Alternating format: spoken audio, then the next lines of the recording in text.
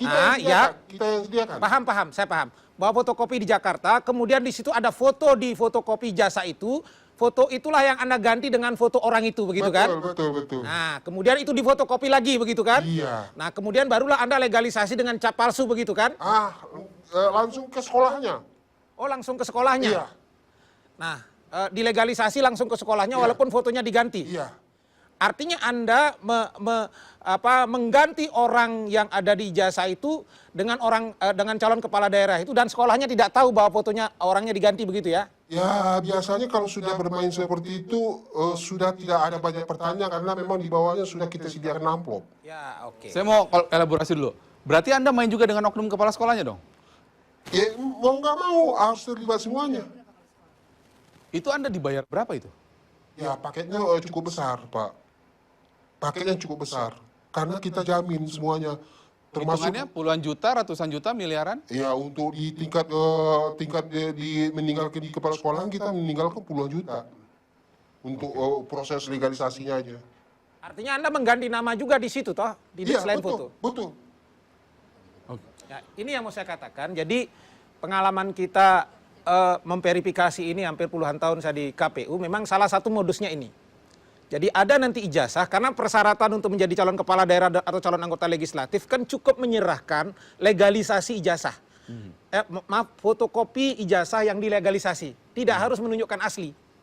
Nah, oleh karena itu begitu dia difotokopi ijazah itu, kemudian dapat legalisasi dari sekolah, dengan kebenaran formil ini saja, kalau kemudian KPU-nya di situ tidak teliti, tidak peduli, tidak ngecek lebih dalam, maka lewat ini barang.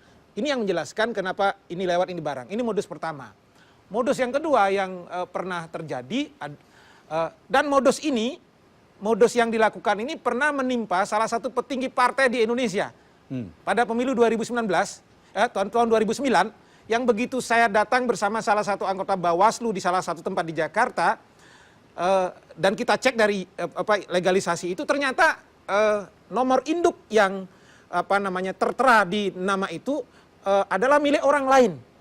Dan dari pengakuan di sekolah negeri itu, yang bersangkutan caleg ini, ketua partai ini, ternyata memang tidak selesai sekolah sampai 3 tahun di SMA itu. Baik. Artinya modus ini ketemu. Modus yang kedua adalah aspal. Ijazahnya asli, benar-benar asli, tetapi sebetulnya itu diproduksi tidak ilegal.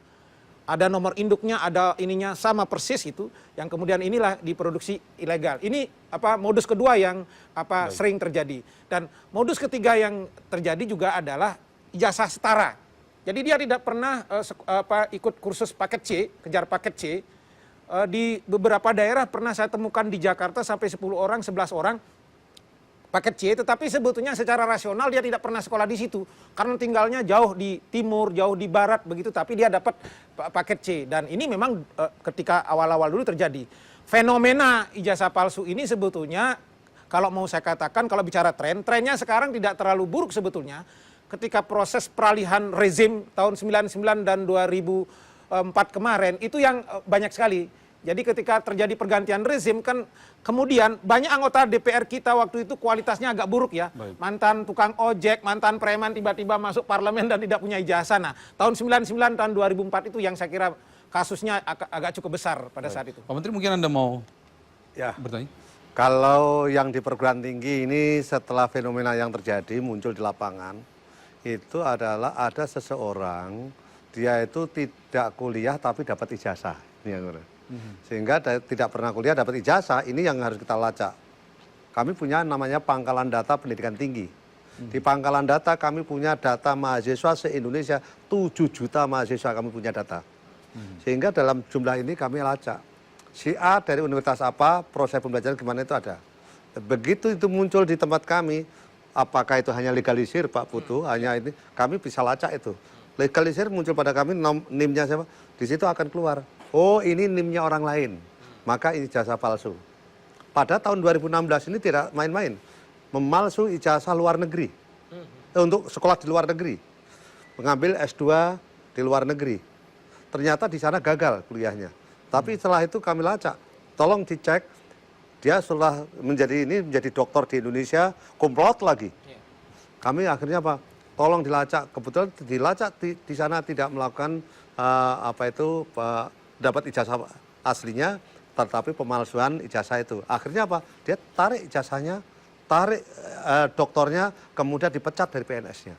Ini terjadi. Baik. Mas Tony, Ya, Anda main juga di tingkat untuk memalsukan tingkat strata 1, S1, S2 sampai S3? sampai S2 sudah pernah.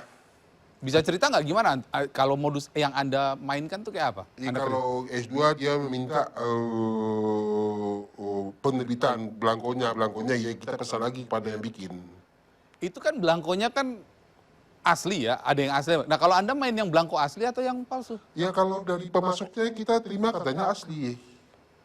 Tapi kalau menurut kita kalau sesuatu prosesnya tidak benar, ya saya rasa tidak ada yang asli, berarti semuanya permainan. Nah Anda tadi bilang Anda dapat belangko asli, itu Anda dapat dari mana? Ada pemasoknya Pak. Kalau saya kan tidak ini hanya sebagai mediator saya.